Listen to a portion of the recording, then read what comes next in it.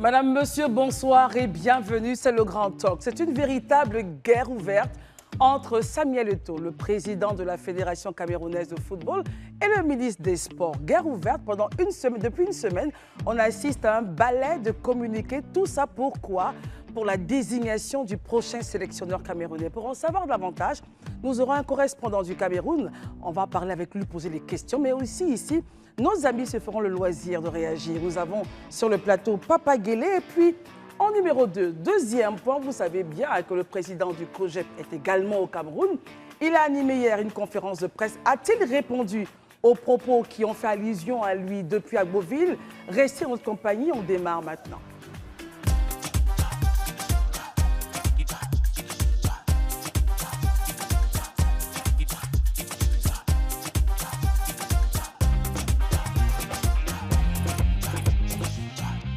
Avec beaucoup de plaisir que nous sommes encore une fois en votre compagnie. Barry, bonsoir, il nous accompagne. Christelle. Vous allez bien? Oui, ça va.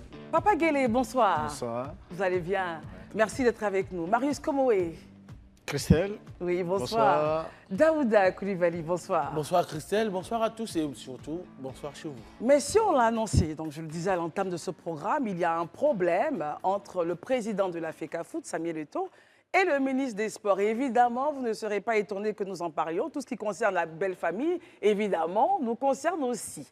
Alors, Papa Guélé, avec vous, on va essayer de mettre les pieds dans le plat. Que se passe-t-il? Qui doit désigner, selon les textes de la Fédération ivoirienne camerounaise de football, qui doit désigner le prochain entraîneur? Est-ce la FECAFOOT ou le ministère des Sports? On va aller déjà plus loin. On va aller sur les statuts de la CAF et de la FIFA. Très bien. Et l'article 14 du statut qui dit que les instances des associations membres de la FIFA et de la CAF ont l'indépendance de gérer eux-mêmes les problèmes. Très bien. Ce qui veut dire que toute nomination de cette association, qui est la FECAFOOT, doit venir de la FECAFOOT et du président de la FECAFOOT. Et la nomination est validée par qui en premier lieu? Déjà, c'est le président de la FECAFOOT qui choisit son sélectionneur. Le ministère valide? Le ministère aussi apporte sa confirmation. Et le président de la République intérim? Et au Cameroun? Non, ça c'est au Cameroun. Au Cameroun, bien sûr. Au Cameroun, c'est le président qui valide. Mais il y a un décret encore au Cameroun qui dit, je vous donne le numéro du décret. C'est cela. Et le contenu surtout? Voilà. Vous avez retrouvé? C'est le décret numéro 2014-384 du 26 septembre 2014 et 40 alinéa 11.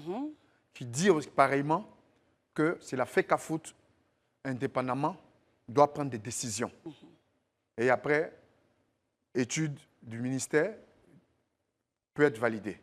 Mais toujours est-il que c'est la FECAFOOT qui doit prendre... Qui a le lead sur l'affaire. Qui doit prendre cette décision. Très bien. Maintenant qu'on a situé donc, les différentes responsabilités, Barry, comment est-ce que vous analysez cette situation entre Samuel Eto'o et puis le ministre des Sports? On se rappelle qu'en février, le 5 principalement, il avait posé sa démission qui avait été refusée par le comité exécutif. Est-ce qu'on peut se dire qu'il y a des tensions qui datent depuis et donc fatigué, il voulait partir, mais bon, forcé de rester aussi? Bon, moi je pense plutôt que sa démission, c'était une stratégie pour essayer de mettre la pression à un certain nombre de personnes au Cameroun. Parce que vous n'êtes pas sans savoir que depuis l'avènement de Samuel Eto'o, il y a eu beaucoup de péripéties entre lui et certains présidents de clubs, certains de ses anciens coéquipiers. Et surtout, il y a aussi eu l'affaire avec André Onana en plein mondial. Et on ne sait pas d'ailleurs comment André Onana est revenu en sélection. Parce que je crois que la FECAFOOT et le sélectionneur Hugo Song avaient demandé à ce que Onana fasse des excuses. Mais selon les indiscrétions, c'est le ministère des Sports qui aurait fait revenir André Onana. Comment vous analysez tout ceci? Il faut rappeler aussi que le ministère des Sports, à l'époque, après le mondial, avait écrit à l'Inter de Milan, tout à fait, à l'instance, le football club d'Inter Milan, pour demander à l'Inter de lâcher, comment dirais-je, Onana pour qu'il puisse venir jouer en sélection. Chose que les dirigeants de l'Inter avaient décliné comme responsabilité parce que ce n'était pas eux, mais c'est le joueur qui avait eu un maille à partir avec sa fédération. Moi, je pense que c'est une question d'ego, c'est une question de personnalité parce que peut-être que Samuel a un leadership un peu fort, c'est quelqu'un qui est beaucoup présent. Et je pense que ses adversaires exploitent aussi ses faiblesses en tant que manager pour s'en prendre à lui. Parce que vous n'êtes pas sans savoir qu'on a tous vu Samuel Eto'o dans le vestiaire des joueurs pendant le match Cameroun-Burundi. Il n'y avait pas droit. Voilà. Non, il peut venir, mais le discours qu'il avait tenu, c'était pas digne d'un président de fédération. Très bien. Écoutons Marius. Marius, quel est votre regard quand on se rend compte que, est-ce qu'on assiste à une guerre entre le politique et le sportif? À quel moment et à quelle est la limite du politique dans les instances du sport, par exemple? Là, on est au Cameroun, mais votre avis sur le point de vue? Il faut dire qu'en général, les politiques doivent se tenir très loin. Et ça, c'est les exigences de la CAF et de la FIFA qui n'acceptent pas l'immiscion justement du politique dans les affaires de football dans les États membres. C'est-à-dire les États qui sont affiliés à la CAF et à la FIFA. Donc l'Afrique fait un peu sa façon à elle, c'est ça?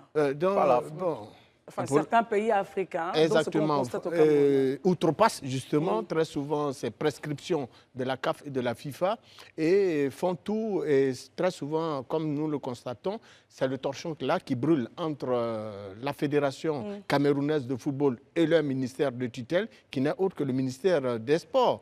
Alors, en Côte d'Ivoire, on a vu le même cas avec le départ de Gassé. Alors, quand Gassé partait, il a fallu donc que le comité exécutif de la FIF, la Fédération ivoirienne de football, se réunisse rapidement et décide de choisir un entraîneur. D'aucuns nous ont parlé du sorcier blanc.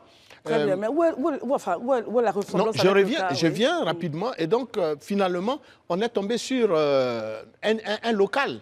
Et puis, il a fallu que la FIF propose le local donc, à l'exécutif qu'il a validé. On aurait bien voulu qu'au Cameroun, ça soit le cas. C'est-à-dire, la FECAFOOT propose et puis l'exécutif valide. Très bien. Permettez qu'on puisse aller justement au Cameroun parler avec M. Richard Naha.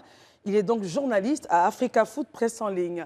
Bonsoir, M. Naha. Est-ce que nous pouvons avoir les faits? Que se passe-t-il entre le président de la FECAFOOT, Samuel Eto'o, et le ministre des Sports?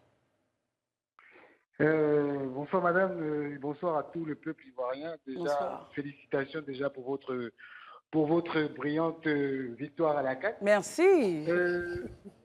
Mais je voulais vous dire quelque chose. Ce qui se passe au Cameroun, on appelle ça un véritable braquage. Parce que le ministre des Sports du Cameroun a outrepassé ses compétences.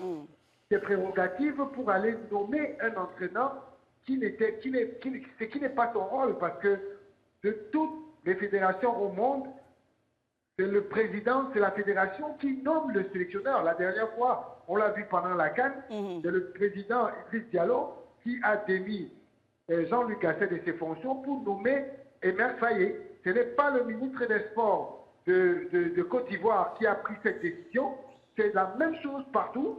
Mais aujourd'hui, compte tenu du fait que Samuel Eto'o, son image dérange certaines personnes du gouvernement, parce que la vérité c'est ça, c'est que Samuel Eto'o fait tellement ombrage à ces personnes qu'ils ont décidé d'outrepasser leurs fonctions pour aller prendre des fonctions d'entraîneur du président de la FECAFOOT. Alors chers confrères, dites-moi, quelles sont les raisons évoquées justement par les politiques ou le ministère des Sports pour outrepasser justement cette fonction qui revient à Samuel Eto'o? Mais justement, les raisons sont telles que au Cameroun, le 11 février, c'est la fête de la jeunesse. Et pendant la fête de la jeunesse, il y a le président de la République qui parle. Et donc, le président de la République a dit que oui, je sais que vous, la jeunesse camerounaise, vous êtes déçus des résultats des Lions indomptables en Côte d'Ivoire. J'ai prescrit au ministre des Sports certaines dispositions pour que les choses reviennent à la normale. Et donc le ministre a pris le président au mot et a décidé lui-même de faire... En fait, je peux vous dire la vérité, personne au Cameroun ne connaît quelles sont les prescriptions que le président de la République a données au ministre.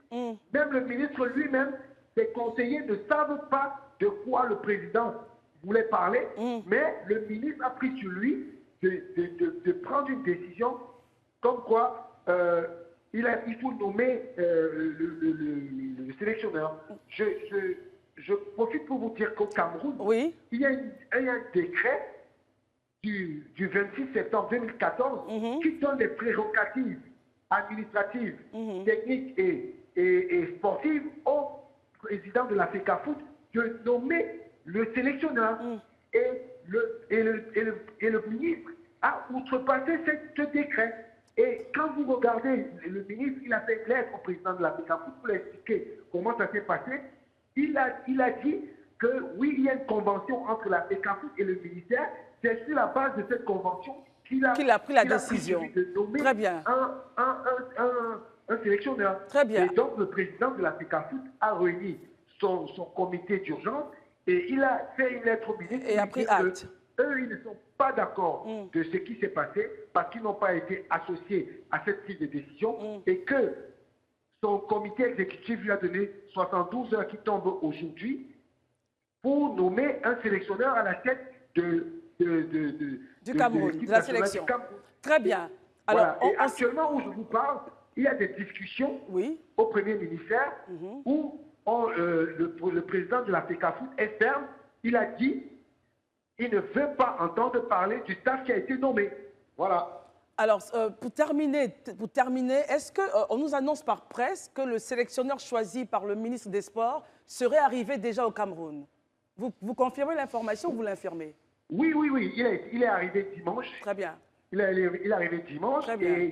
Et hier, ils ont signé un acte d'engagement. Très bien. Merci. Parce que allez-y rapidement. Le ministre des Sports a été un peu utilisé la roue de la 10 parce que c'est un professeur de droit. Il a fait signer un acte d'engagement qui n'est pas un contrat entre... Parce que normalement, pour que le contrat soit valable, il faudrait qu'il y ait la signature du président de la FECAFOOT, le président le ministre des Sports et le sélectionneur. Très bien. Malheureusement, hier, ils ont organisé une cérémonie. Signature, mais ils ont dit que c'était pour la signature de l'acte d'engagement qui n'est pas un contrat. Merci beaucoup, cher Nara. Merci. Je rappelle que vous êtes journaliste à Africa Foot et vous nous appeliez depuis le Cameroun. Merci pour ces éclaircissements. Merci. Okay, merci. Réaction rapidement. Alors, permettons qu'on puisse tout terminer et on passe à Papa Guélé. Voyez-vous, au moins la courtoisie aurait voulu que l'exécutif, à travers le ministère des Sports du Cameroun, se rapproche, ne serait-ce qu'au côté, se rapproche de la FECAFOOT pour évoquer de la question de la nomination d'un nouveau, même s'ils avaient déjà identifié un entraîneur, quelles que soient ses compétences, il aurait fallu associer donc la FECAFOOT et son président au choix du dit entraîneur. Papa Guélé, le sélectionneur choisi est déjà au Cameroun, hein, selon notre confrère. Un acte d'engagement ou enfin une espèce de contrat a déjà été signé avec lui. Comment est-ce que vous voyez la sortie de cette affaire, l'issue? Je ne vais pas dans le sens du ministre des Sports, mais ils ont deux raisons qui les poussent à poser ces actes. Lesquelles sont-elles valables? Parce que déjà, il a un bilan très contesté. Et sa gouvernance est jugée salutaire. Et deuxièmement, il est visé pour une enquête. Vous dites vous parlez de Samuel. Oui, Samuel Eto'o qui est visé pour une enquête de corruption arbitrale pour le championnat de 2e division. Est-ce que cela éteint les textes? Les textes disent que c'est lui qui doit. Comme j'ai dit tout à l'heure, je ne vais pas dans le sens du ministre des Sports. Mais vu que nous sommes en Afrique, et voilà.